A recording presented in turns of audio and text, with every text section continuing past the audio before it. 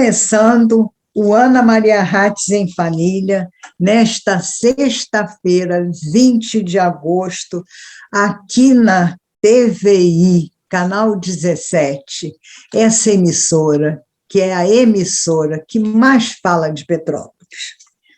Então, gente, ontem, dia 19/8, foi o Dia Nacional da Luta da População em Situação de Rua. Essa população tão marginalizada e que precisa desse olhar acolhedor e caridoso e generoso de todos nós.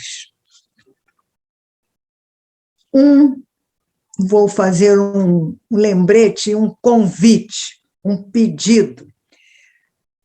A clínica da Frente Nacional de Combate ao Câncer, na rua Monsenhor Bacelar, 569, no centro, em frente ao Terra Santa, está precisando e pedindo urgentemente leite para os pacientes oncológicos que precisam de uma complementação alimentar.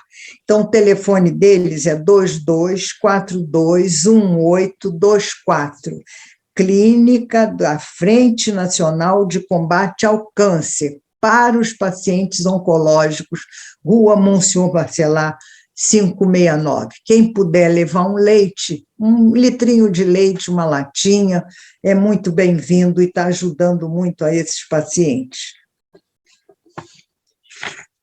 Vamos falar um pouquinho agora do silêncio que a gente deveria ter na cidade para descanso de todos e que já gerou muito choque de ordem há poucos anos atrás, um ano atrás, mais ou menos, e que se chamavam, inclusive, noites sem lei, tal a barulhada, o barulho, a baderna que se formava. Muito bem.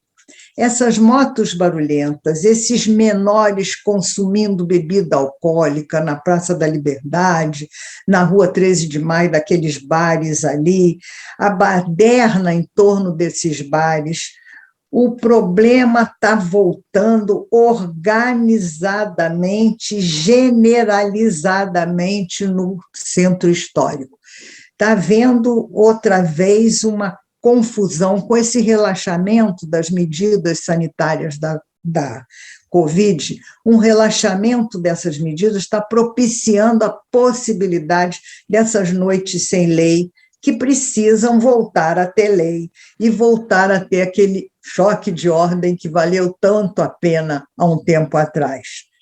E as pessoas estão esquecendo que a taxa de ocupação dos leitos em UTI de Covid está aumentando de novo, está em 74,60%. Então, não é para ninguém estar aí se esbaldando, não, porque não está na hora ainda, minha gente, né? E, inclusive, a Secretaria de Saúde, de Fazenda, teve que suspender os seus atendimentos após uma notificação de Covid nos seus quadros. 502 pessoas não retornaram para tomar a segunda dose da vacina. Como é que pode as pessoas perderem a noção de que a Covid está aí, o perigo ainda está presente e que a gente tem que se deter nesse pensamento, né? Isso também faz com que a gente tenha que lembrar que o Detran, que passou aquele tempo todo, né, sem funcionar direito e com um volume enorme de documentos, carteiras, exames atrasados, está fazendo outro mutirão nesse sábado, dia 21, ali no Hiper Shopping, para ver se ele consegue botar em ordem aquela pauta de atendimentos atrasados que ele tem. As marcações devem ser feitas pelo telefone ou no site do Detran, né? A Rua Tereza também está em liquidação, gente, com 70% de desconto nesse final de agosto, porque ela já está se preparando para a expectativa de lançar a nova coleção. Então, vamos aproveitar esse final de agosto, que também é aniversário da Rua Teresa, e com esses 70% de desconto aí, de abatimento, para a gente aproveitar um pouquinho e fazer uma série de compras na Rua Teresa, porque é tudo isso que ela precisa, e Petrópolis precisa, através de uma Rua Teresa, outra vez eficiente, grandiosa e bastante cheia de compradores e turistas de fora, além do nosso pessoal aqui da cidade também, prestigiando a Rua Teresa, né? Vocês sabiam que um homem furtou há 5 anos atrás, mais ou menos, 6 peças de contrafilé num supermercado no Quitandinha, valendo mais ou menos R$ 650. Isso há 5 anos atrás. E só agora ele foi preso nessa terça-feira, 17, pela Polícia Civil da 105, 6 anos depois dele ser condenado por esse delito, um delito de R$ 650, 6 peças de contrafilé há 5 anos, há 6 anos atrás. É um absurdo, né? Uma justiça morosa não é justiça, não é? A gente tem que lembrar muito bem disso aí, né? Outra coisa que eu queria lembrar para vocês é o que está acontecendo no Palácio de Cristal, com muito carinho. A gente hoje já pode conferir, ali na entrada do Palácio de Cristal, na Alfredo Pachá, na Rua Alfredo Pachá, ali no Centro Histórico, os utensílios, os volumes, as preciosidades que foram achadas nesses 260 metros de escavação, que a firma Engeprat, que contratou a Grifo Arqueologia, conseguiu levantar, arrebanhar e quantificar, expondo tudo claramente, para que a gente visse tudo aquilo que nós temos de valor histórico enterrado ali no terreno do Palácio de Cristal, né? Esse Palácio de Cristal, que teve vários aterramentos, então a gente tem coisas de uma época e, por exemplo, moedas dos anos 60, achadas ali também. Temos material de porcelana estrangeira, francesa, alemã, austríaca, vindo de lá, um cachimbo de porcelana, coisas lindas de se ver nesse trabalho arqueológico que a gente está tendo a oportunidade agora de verificar ali perto do Palácio de Cristal, que traz muito da nossa história, a história da cidade de Petrópolis, porque ele foi construído em 1884, né, trazido da Europa, num presente do Conde de para a mulher dele, a princesa Isabel, assim, lembrando aquele Palácio do Porto, que era todo de vidro também, e o Palácio de Cristal de Londres, né? Então, ele trouxe esse palácio para que fosse construído ali para a princesa ter um lugar para cultivar as suas flores e as suas hortaliças. Então, como diz a Rosilene Martins, que é a historiadora do programa, essa questão dos trabalhos arqueológicos são uma volta, um resgate ao passado, que são um trabalho muito efetivo de cultura para a sociedade. E ali, então, está muito da cultura, da história de Petrópolis. Vamos prestigiar esse trabalho, acompanhar, porque é tão desagradável para todos nós vermos o Palácio de Cristal ainda parado, fechado e com seus jardins todos esburacados, que tem que haver um bom motivo para isso. E é bom que a gente vá lá em loco, conhecer a história e conhecer por que dessas escavações todas. Não é? Agora, gente, vamos passar para as nossas entrevistas de hoje.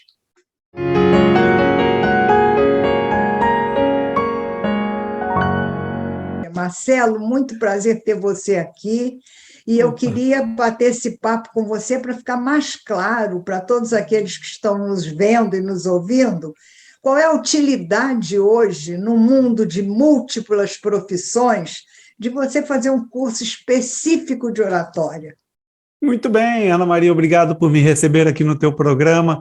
Olha, oratória está presente em tudo, né? Às vezes a palavra oratória nos remete àquela imagem do orador formal, Isso, então a é. pessoa tem uma impressão, muitas vezes equivocada, de que a pessoa vai ser oradora dentro de um evento, na política ou para ser um palestrante. E a oratória é nada mais do que a habilidade de transmitir de maneira oral um conhecimento. Ou seja, o orador é aquele que oraliza, aquele que fala pela boca ali, aquele que transfere o conhecimento pela boca, por via oral. Mas a oratória, ela está em tudo, Ana Maria. A oratória está nas entrevistas de emprego. Para você se sair bem numa entrevista de emprego, você tem que ter uma boa oratória, uma boa comunicação verbal. Você tem que ter também uma boa expressão não verbal. O corpo fala muito. Teus É gestos, tua verdade, é postura, teu verdade. sorriso. Então, olha, está nas entrevistas de emprego, nas dinâmicas, está nas reuniões da empresa, nas aulas. O aluno que tem oratória, o aluno que desenvolveu sua oratória, participa ativamente nas aulas, participa de maneira mais dinâmica na faculdade, no ensino médio. Então, os benefícios da oratória são muitos, realmente. Então, Marcelo, mas a gente de vez em quando ouve as pessoas falarem assim: não me entrevista porque eu não falo em público. Eu não sei falar em público, eu fico nervoso ou nervosa, eu tenho uma inibição, eu não abro a boca, sai tudo da minha cabeça. Então, você acha que esse curso de oratória também serve para desembaraçar as pessoas nesse Uhum, sentido? De ficarem mais tranquilas, mais aptas a falar qualquer coisa, né? Até a uhum. desenvolver um raciocínio, não é? Que é preciso muitas vezes numa reunião de trabalho, né? Alguma coisa assim, evitando essa questão da inibição pessoal de se mostrar. Exato, né, Ana Maria? Olha só a quantidade de oportunidades que as pessoas perdem porque tem medo de falar em público.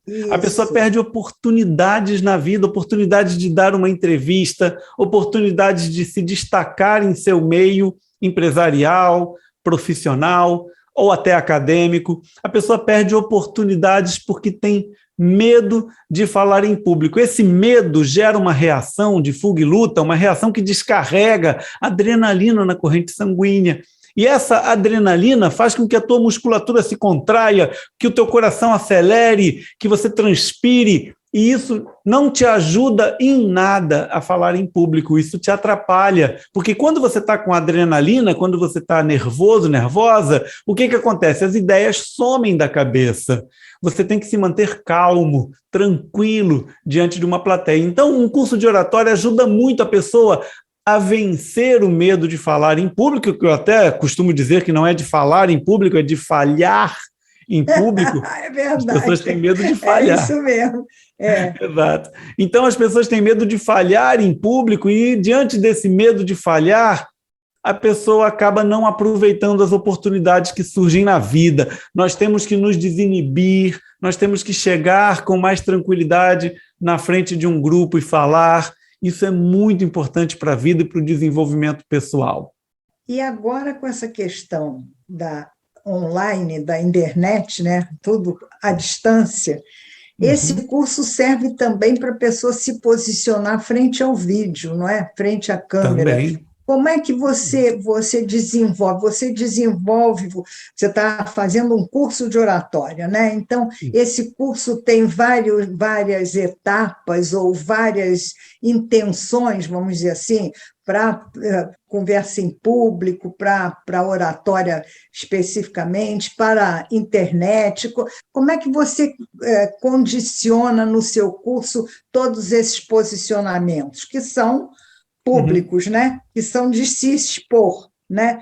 Ou sim. à distância, ou perante a câmera, ou Uhum. pessoalmente. Como é que é isso? Como é que você ensina a pessoa a se desinibir?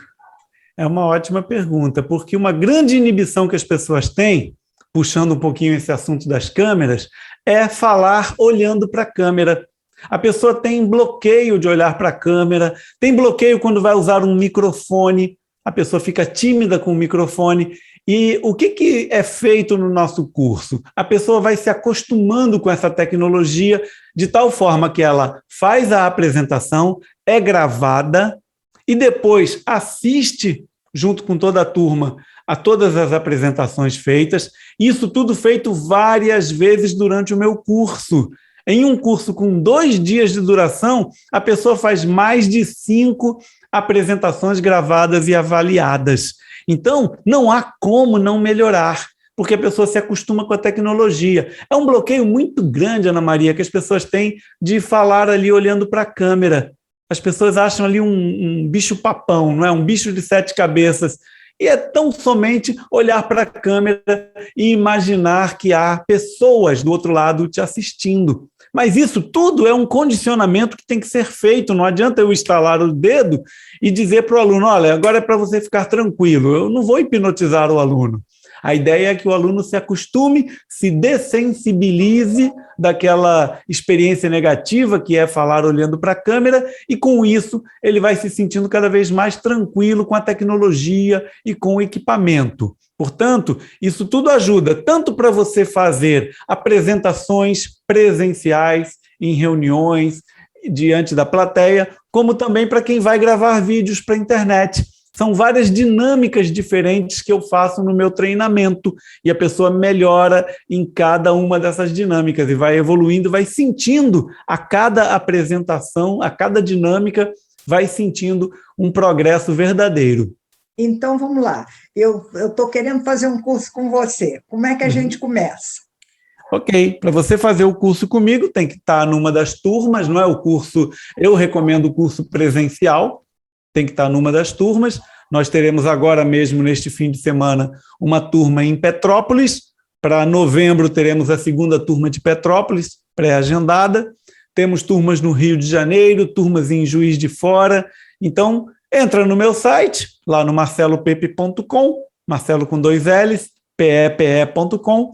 É só entrar lá, tem lá as próximas turmas, a pessoa clica lá e se inscreve. Ou entra em contato comigo, através do site também. Entra em contato comigo e questiona, né, quais são as próximas turmas, o investimento, etc. Então, o primeiro passo é você encontrar uma turma para participar, porque eu recomendo que você seja treinada com uma turma e não sozinha. Há pessoas que precisam, políticos, empresários, executivos, que querem um treinamento individual comigo, um treinamento personalizado.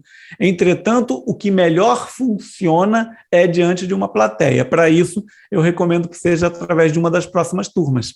O Marcelo, por exemplo, você falou em Petrópolis, uma próxima turma no próximo fim de semana. Então, esses cursos durariam um fim de semana? Tipo assim, um curso intensivo, vamos dizer? Esse é um curso intensivo, vai das 9 da manhã às 18 horas, no sábado e no domingo. Então, no sábado e no domingo, o dia inteiro, a pessoa vai ter ali um treinamento intensivo, com todas as práticas, e a melhoria vai sendo percebida a cada apresentação. E essas práticas como é que são? Por exemplo, você entra no curso, aí você vai aprender o quê primeiro? Isso, primeira parte do curso eu dou todas as técnicas de oratória, as melhores técnicas para você falar bem em público, falar com segurança, transmitir através da tua expressão facial, do teu olhar, dos teus gestos, da maneira como você abre o discurso, a maneira como você encerra o discurso. Tudo isso são técnicas que são ensinadas. Depois, o aluno já vai para o primeiro exercício prático. Neste primeiro exercício prático, ele faz uma apresentação de até 3 minutos de duração. É uma apresentação rápida, 2, 3 minutos, onde o aluno é gravado e depois ele assiste a gravação junto com todos os alunos. Depois, já temos outra dinâmica. Peraí, mas aí nessa apresentação o aluno fala do que ele quiser nessa apresentação, ele se apresenta. Sim, ele faz uma apresentação sobre a solução de um problema. Tá. Aí ele apresenta a solução de um problema na primeira apresentação. Na segunda apresentação que ele faz, ele faz a leitura de um texto com expressividade, com expressão corporal, com intensidade de voz. Nós treinamos essas alternâncias da voz durante uma apresentação. Na terceira, ele aprende uma técnica para falar de improviso. Na quarta apresentação, ele faz uma outra técnica de improviso, que é através da conexão de ideias, para criar a flexibilidade, a criatividade, a dinâmica. E na última apresentação, ele faz uma mini palestra com 3 tópicos. Essas são as 5 apresentações gravadas e avaliadas. Entretanto, há algumas outras apresentações que não são avaliadas e que são gravadas, que fica como bônus para o aluno. E você tem tido assim um fluxo bastante promissor de pessoas interessadas em fazer o curso? Olha, já foram mais de 2.000 alunos que eu tive no meu treinamento nesses 10 anos que eu tenho trabalhado. Você está 10 anos fazendo esse curso? Tanto no Brasil quanto em Portugal. Quando lá estive por 2 anos, fiz várias turmas em Portugal também.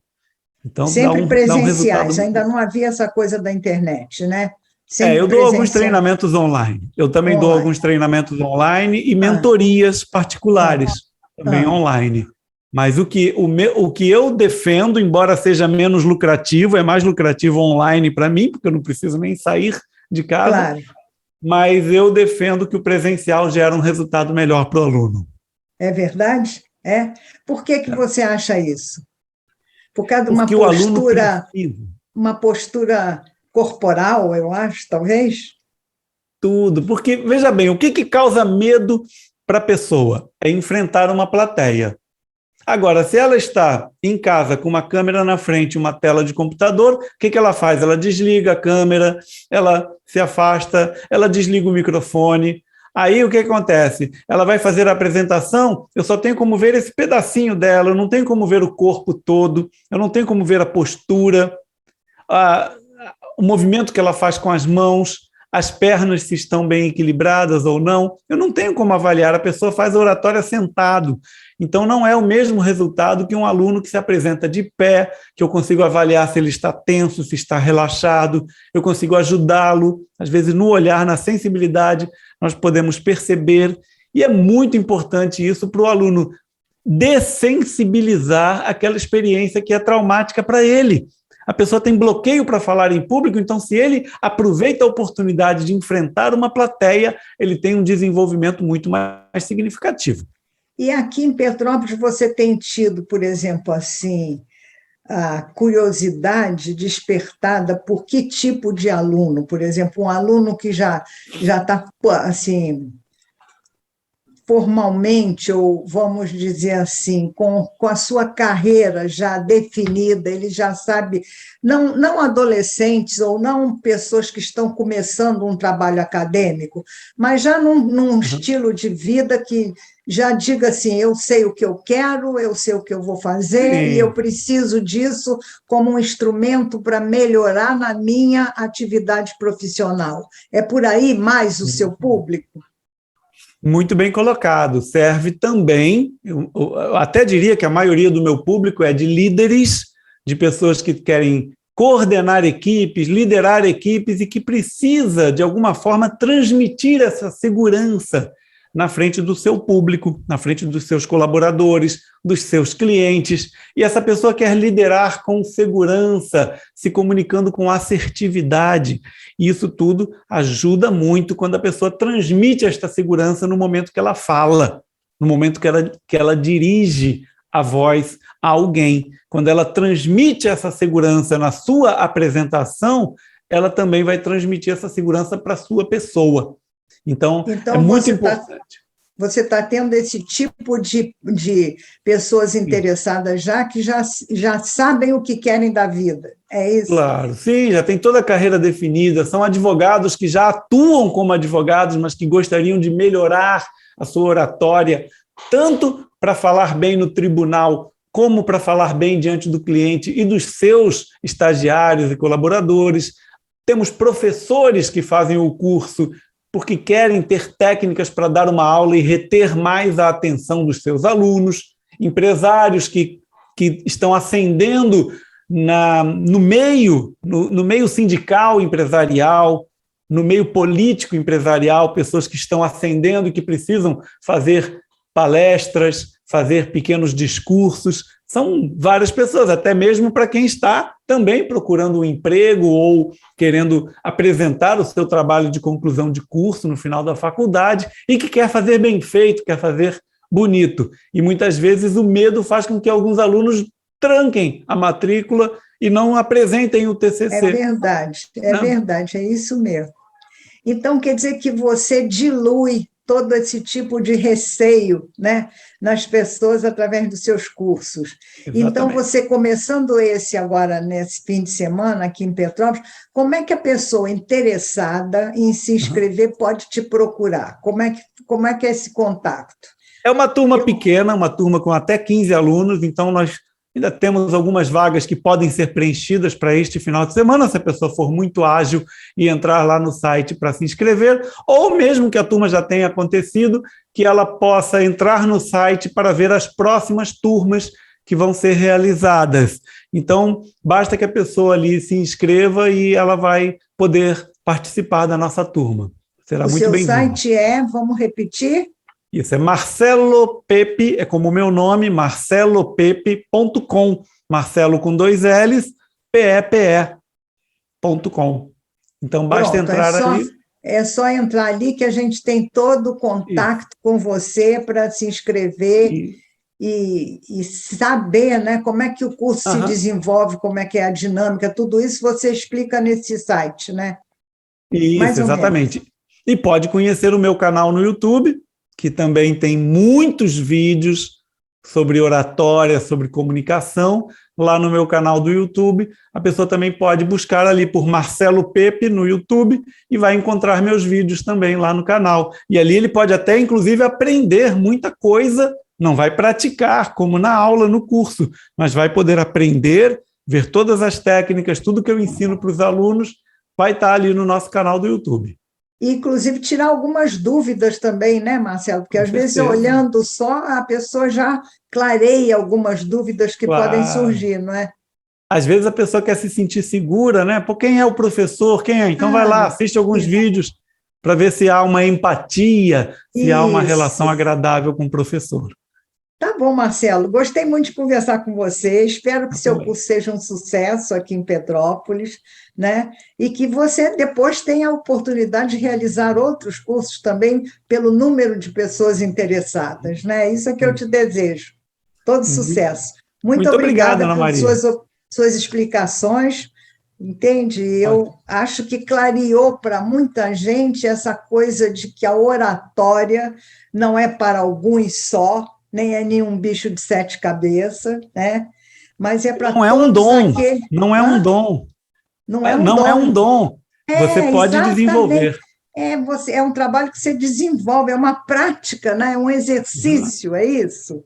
Não é? Exatamente. Muito bem colocado isso. Não, gostei disso, não é um dom, porque há tempos atrás a gente dizia, fulano fala muito bem porque ele tem o dom da oratória, né? Não existe dom da oratória, então. Não é isso que você quer dizer? Exatamente. Pode e merece ser desenvolvido. Tá ótimo, Marcelo. Muito obrigada. Sucesso para você. Vou bater um papo rápido aqui, gente, com Vitor Matos, que é o assessor de comunicação social da APPO, porque no programa da semana passada eu fiz um convite, assim, no início do programa, para que todos fossem à feira de livros da APPO na Praça Dom Pedro. Pedi muito, e eu quero reafirmar essa semana com o Vitor presente, e depois até passando um videozinho que ele me mandou, esse nosso convite, que eu espero que seja aceito por todo mundo, porque a PPO precisa de nós todos para ajudarmos a PPO no trabalho maravilhoso que ela faz. Então, Vitor, é um prazer falar com você aqui, você pessoalmente, para fazer esse convite, tá bom? Muito obrigada. Oi, Ana, boa tarde para você, para os seus telespectadores. É um prazer enorme estar aqui. Já agradeço o espaço que você está abrindo para a gente. Também a TVI, que é uma casa incrível, que a gente admira muito, e é sempre um prazer estar falando com todos vocês. A gente está com muita expectativa, porque são uma série de eventos durante esse período, tendo a Feira do Livro, tem outras atividades também, e por isso a gente precisa divulgar, sim, e convidar toda a população para participar com a gente, porque a gente faz esses eventos justamente para os petropolitanos, para essas pessoas que tanto abraçam as nossas causas e que gostam do trabalho que é feito por nós. Então, vamos ouvir o videozinho, ouvir e ver o videozinho que você me mandou, né, Victor? Porque ele explica bastante bem o que é a Feira do Livro na Praça Dom Pedro, e por que todos nós devemos colaborar, inclusive aqueles que têm livros e revistas que podem doar, compareçam à barraca lá e façam uma doação. Ainda dá tempo, Dá tempo não é, sim, Victor? Ana. A gente só pede que a doação seja encaminhada diretamente para a PPO, na Rua Visconde da Penha, 72, no centro, porque ali as meninas não têm onde guardar. Então, se for um volume muito grande de livros, a gente não consegue guardar ali. Mas aí é só dar uma ligadinha para o nosso telefone, 22420956, ou fazer a entrega pessoalmente, que a gente vai adorar receber. Então, tá bom, vamos passar ao videozinho, Vitor, e muito obrigada pela sua participação. Acho que ninguém vai se recusar a atender um convite seu, tá? Um beijo. Beijo. Beijo grande. Ei, gente, tudo bem? Eu sou Vitor Matos, assessor de imprensa da PPO, e estou aqui para te fazer um convite. Até o dia 31 desse mês, a gente vai estar aqui na Praça Dom Pedro com essa feira de livros pra lá de especial. São títulos muito bacanas, a preços populares e o melhor de tudo, você vai estar ajudando a nossa instituição que abraça e acolhe pessoas em tratamento contra o câncer. E ó, todos os protocolos de segurança reforçados. É aquele preço que cabe no bolso, o livro que você precisa, autores renomadíssimos de todos os gêneros. Faça aqui de 8 da manhã às 5 da tarde, de segunda a sábado, pagamento em dinheiro ou no Pix. A gente está te esperando. Que tal, Victor? Vamos conversar agora com Daniela Vogel de Souza, que é a coordenadora de enfermagem da Faculdade Estácio de Sá, em Petrópolis. Por que eu quero bater esse papo com a Daniela? Porque o mês de agosto, além de ser considerado o mês lilás, porque é um mês dedicado à violência contra a mulher, por causa da Lei Maria da Penha, que fez aniversário de 15 anos de existência, é também considerado um mês dourado.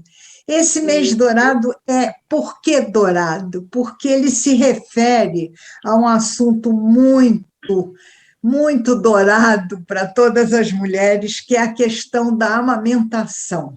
E nós vamos conversar, então, com a Daniela, por ela ser a coordenadora de enfermagem da faculdade, para nos explicar, ipsilíteres, quer dizer, tintim por tintim, o que é amamentar? Porque a gente pensa que é só tirar o seio e botar na boca da criança, não é nada disso. E tem prós e contras, tem coisas maravilhosas e tem coisas dificílimas. Então, ela vai nos explicar tudo isso. Daniela, é um prazer conversar com você. Muito obrigada por você nos dar essa explicação real do que é esse ato belíssimo e íntimo entre a criança e a mãe, que é amamentar. Ai, Ana, muito obrigada pela oportunidade, tá? É um prazer enorme estar aqui com você, compartilhando, né, esse momento. Falar de amamentação é uma coisa muito sagrada, né? Eu também sou mãe, eu também amamentei, e eu também passei por diversas dificuldades que inúmeras mulheres passam, né? Então, o amamentar, ele, além de ser um ato de amor, né, é um ato de coragem, é um ato de vida, é um ato de luta pela saúde, né? Então, envolve inúmeras ações, envolve inúmeros sentimentos e ações que elas são propriamente reais, né? São ações científicas. Existe todo um processo de preparo para a amamentação. Esse processo ele deve começar desde quando a mulher descobre que está gestante, né? Descobre que está grávida. É de suma importância que durante o pré-natal, o profissional de saúde que está acompanhando aquela gestante, ela prepare a mulher para a amamentação. O ato de amamentar, ele gera vínculo, ele gera respeito, ele gera confiança, ele gera anticorpos, aumenta a imunidade, é onde vem toda essa parte biológica, vem toda essa parte fisiológica, né, do crescimento e do desenvolvimento, além de todo o desenvolvimento da mastigação, da fonação, né, o amadurecimento dos músculos, né, que estão envolvidos durante o ato da sucção.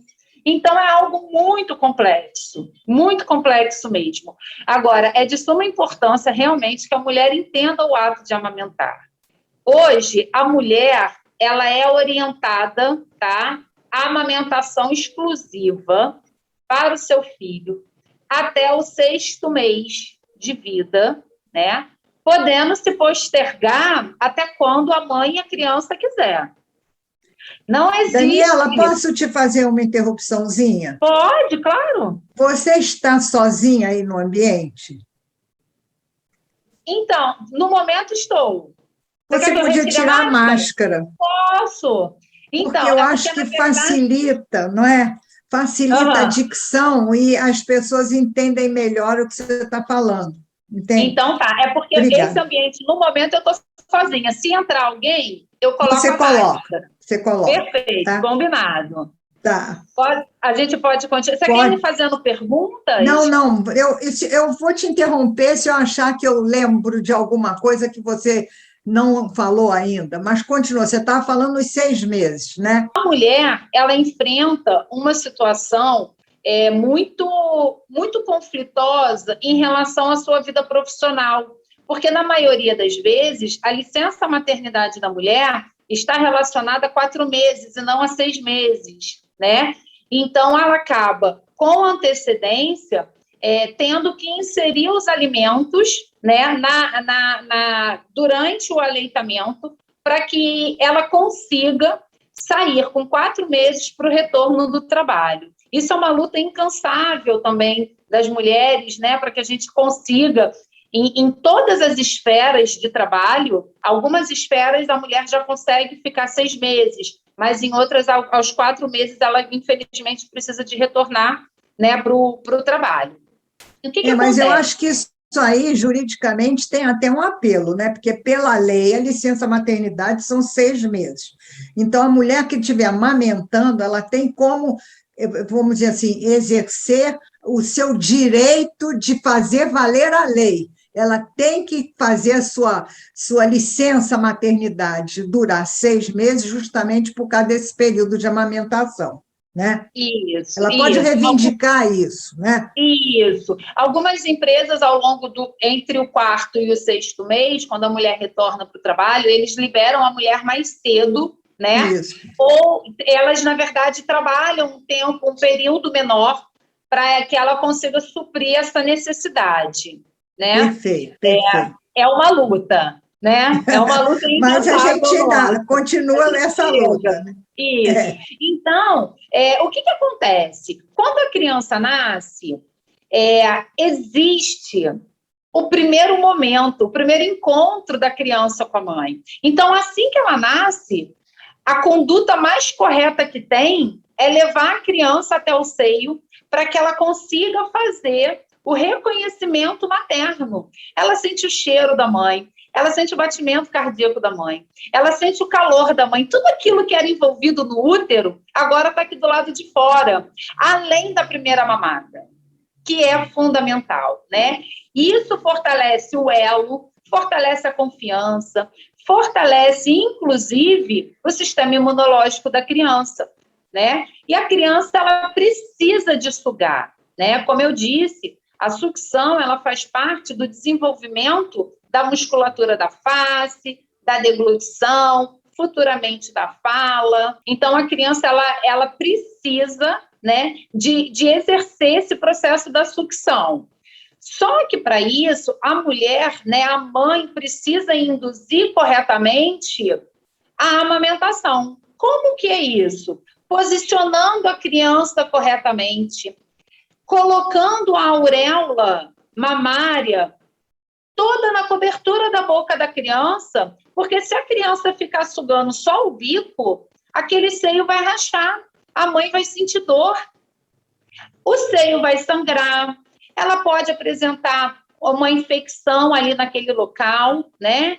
Existem vários tipos de micro-organismos que podem ficar ali, então isso não é legal. A criança, ela precisa de sugar direito para não trazer dor nem para a mãe e nem ela ficar engolindo muito ar e não provocar gases nela, né? Que a gente sabe que o gás aumenta a cólica.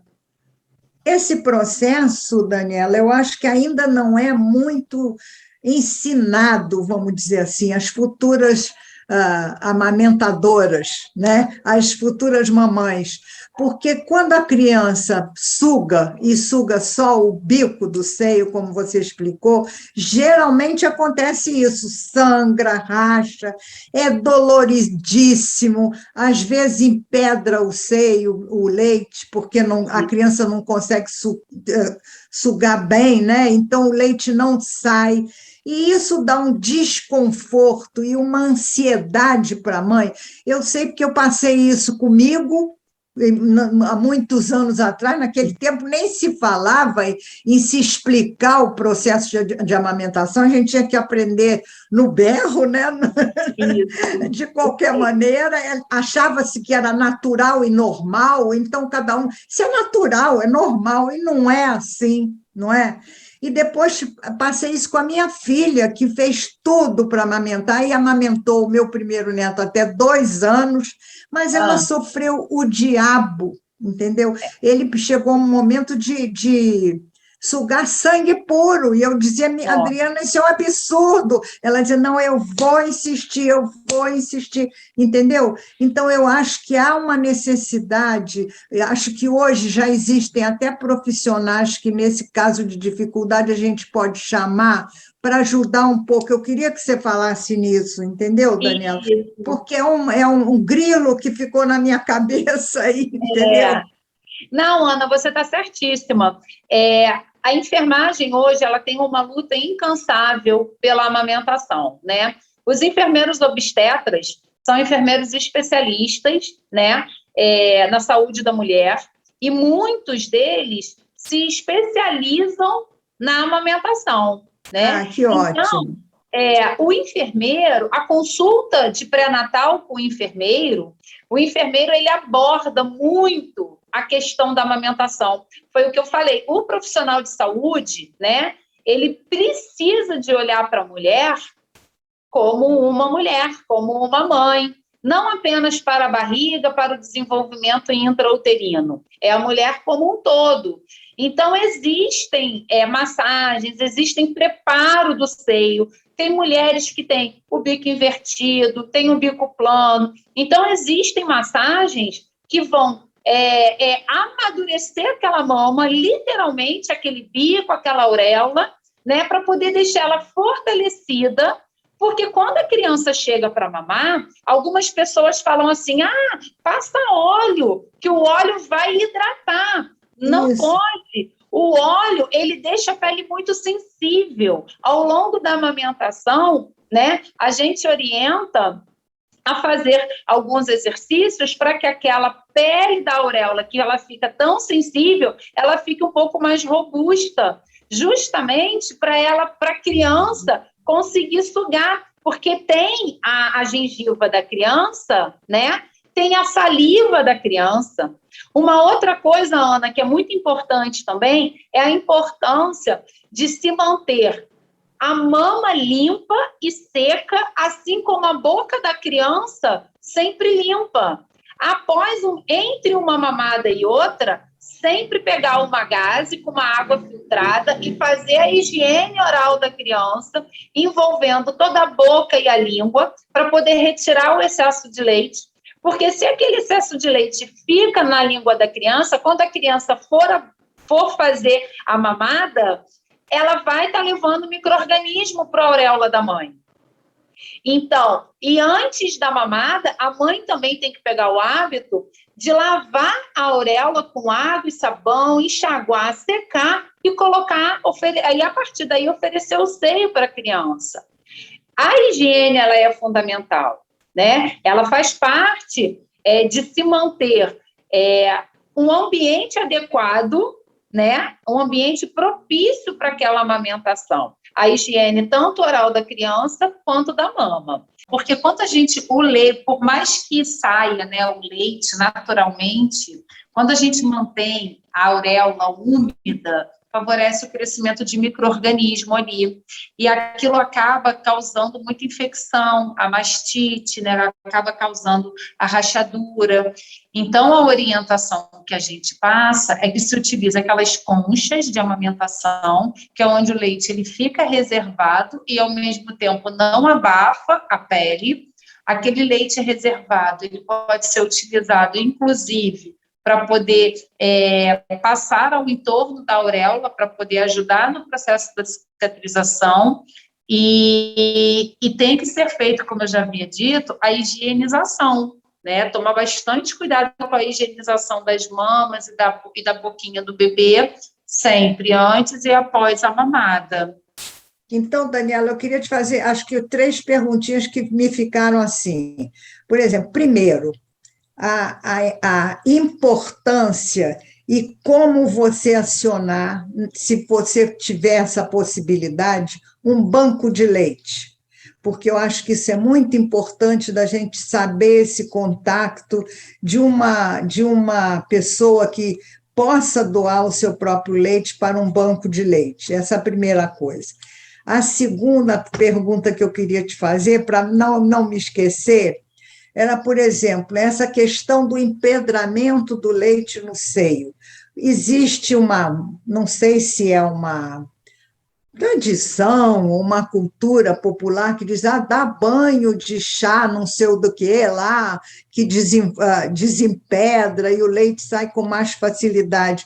Se isso é verdade ou é uma fake news, vou usar uma modernidade aqui, e se existe algum tipo de coisa que se possa fazer sem tomar remédio, evidentemente que existem os remédios, mas eu queria dizer uma coisa mais natural que pudesse facilitar esse problema.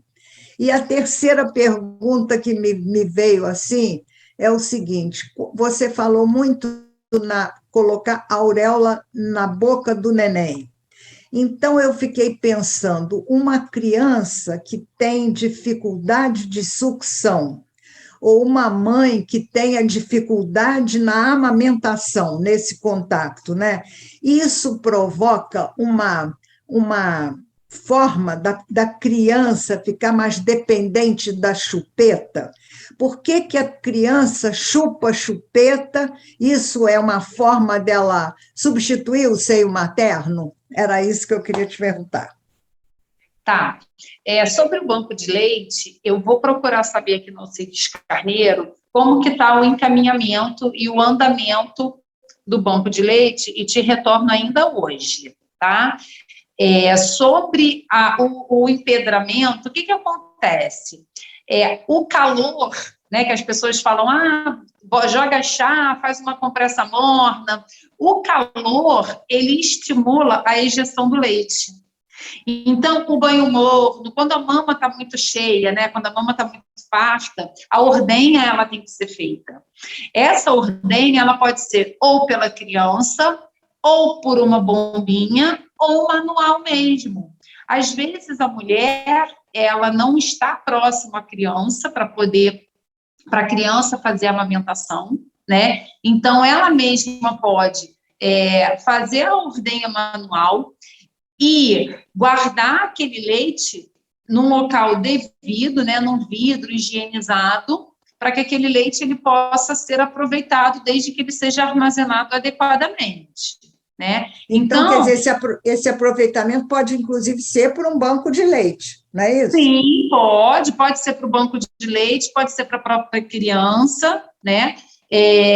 Esse leite... Existem profissionais, né, os profissionais que trabalham no banco de leite, eles capacitam as mães, né, para poder fazer uma coleta adequada para que esse leite ele possa ser realmente aproveitado, né? O banco de leite hoje, ele tem tantos critérios quanto um banco de sangue. Então, é uma excelente saída, porque às vezes a mulher acaba empedrando o leite, na maioria das vezes, porque ela produz tanto leite que a criança acaba não dando conta de Isso. sugar. Né? Exatamente. E aí é onde entra essa excelente ação da doação do leite. Em relação à chupeta, o que acontece? Existe a fase oral, né? O desenvolvimento da criança tem aquela fase oral, que ela tem aquela necessidade de colocar tudo na boca. Então, assim, a chupeta, ela não vai entrar para substituir a mamada, né? O que as mães costumam fazer? Como a chupeta acalma a criança, mas acalma por conta da fase, a fase oral, né? Aquela necessidade de colocar tudo na boca. Então, a criança, ela acaba ficando realmente um pouco mais tranquila, porque ela entende aquele processo da chupeta, né? Da sucção da chupeta, que é bem parecido com o processo do seio. Para que a criança ela não perca a sucção, que ela não perca, né, esse gesto da sucção, o ideal é que quando a mãe, por algum motivo, ela não possa oferecer o seio materno para amamentação, esse leite ordenhado, né, extraído manualmente dela, seja oferecido em copinhos. Porque em copinhos, a criança, ela não vai, ela vai conseguir assimilar com mais facilidade aquele processo da deglutição. O que a gente vivencia muito hoje, Ana, sabe o que é? As mães que oferecem chuquinha junto com a amamentação do peito, as crianças acabam largando o peito porque é muito mais difícil o processo da sucção no peito do que na chuquinha. Né? Tá. E aí a criança entende que mamar o seio gasta muita energia, é muito cansativo, né? Ela vai ficar fazendo aquele movimento de sucção. Diferente da chuquinha, que ela vai fazer uma puxadinha e já vai vir aquela quantidade toda de leite, ou de suco, ou de chá, e aí rapidamente ela vai perder o gosto pela amamentação, porque é mais difícil. Mas existem, por exemplo, mães que dizem assim, o meu neném só dorme mamando no peito. Isso é verdade? Tem alguma conexão uma coisa com a outra ou não? É uma forma de chupeta ali? Como é que é a história? Sim, extremamente afetivo, Ana, porque é aquele vínculo, né? É o carinho, é a afetividade que a criança ela começa a desenvolver com a mãe, né? Então, assim, a mãe, em alguns momentos, ela precisa de fazer uma dosagem muito grande dessa afetividade, porque ela não vai ser apenas mãe, né? Ela vai ser mãe, ela precisa de continuar sendo mulher, ela precisa de continuar tendo os afazeres. Então, assim, é um processo, é uma mudança de comportamento, né? Que a mãe ela precisa de ficar bastante atenta, porque senão a dependência emocional vai ser tão grande da mãe com a criança e da criança com a mãe, que quando a criança precisar de ir à escola, precisar de ficar com alguém para ela poder resolver um assunto, a criança não vai ficar, né? Então, assim, por isso que eu falo tanto da importância de um pré-natal muito bem assistido, sabe? Porque todos esses pontos precisam de ser trabalhados. Né? Olha, eu acho fantásticas todas essas explicações que você deu, sabe, Daniela? Porque é importante tocar nesse assunto dessa maneira, assim, profissionalmente, como você está tocando. Então, eu agradeço muito esse espaço que você nos dedicou para dar todos esses esclarecimentos e queria deixar esses últimos minutinhos que nós temos aí rapidinho para você dizer alguma coisa para essas mães que vão amamentar amanhã, sobre essa questão do agosto dourado e a importância que tem esse convívio profissional com alguém que possa fazer uma pré-amamentação aí, tá bom? Muito obrigada, Daniela. Claro, Ana, olha só, hoje em dia nós temos os profissionais, né, como eu já havia comentado, os profissionais, os enfermeiros se especializaram e eles fazem várias consultas, né, existem hoje em dia vários grupos de apoio, vários cursos de amamentação que são feitos por esses profissionais. Além dos enfermeiros, tem as doulas também, que participam todo do processo ali do parto, né, e tem também os médicos, né, os ginecologistas, os obstetras, que também podem estar dando esse suporte. É fundamental, durante todo o processo da gestação e depois que a criança nasce, que a mulher ela seja esclarecida. O agosto dourado ele foi feito para isso, para enaltecer a amamentação e tirar essas dúvidas que as pessoas acham que são dúvidas bobas, mas que não são. Então, quando a mulher ela é esclarecida, ela entende que ela precisa de oferecer o seio de uma maneira correta para a criança amamentar, ela vai evitar vários tipos de problema. Ela tem que beber muita água. O que faz aumentar o leite, Ana, é a água, não é a canjica, não é a cerveja preta, é a água. Tem que amamentar bebendo água, enquanto a criança está mamando, a mãe está bebendo água, acabou a amamentação, bebe água. Então, uma última coisa para a gente terminar, que nós estouramos o tempo. Também a amamentação faz perder peso, não é? Isso é uma coisa... Ana, muito bem! Não é? Isso é muito bom que as mulheres lembrem, né? Que é uma forma de voltar ao corpo diante da gravidez, não é isso? Isso aí. Volta, a mulher, ela emagrece porque ela perde muita caloria. O útero, ele vai voltar à sua anatomia, né, justamente por conta de todo esse processo, porque o amamentar envolve fatores hormonais também, Ana, que vão atuar no processo da involução uterina. Muito prazer ter você aqui conosco para todos esses esclarecimentos. Tá ótimo, Ana, disponha, tá precisando, estamos aí. Muito obrigada, tá? Tchau. Nada, tchau. Beijo.